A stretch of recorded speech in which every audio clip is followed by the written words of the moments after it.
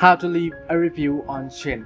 Hello everybody, welcome back to my channel. This is me, Mr. and today I'll guide you on how you can leave a review on the items that you purchased on Shein. Now, first things first, the process itself is simple. So you wanna open up Shein and you wanna make sure you are logged into your Shein account that you made the purchase from. Once you do so, here you want to tap on the Me option at the bottom right corner of your screen.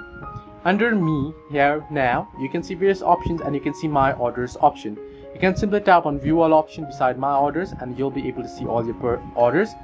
Now here you want to navigate by finding the item that you want to review, that you made the purchase. Then you want to simply tap on Review button next to it and you'll be able to leave a review. So you will only be able to leave a review on Shein once you have made the purchase and once you have completed it.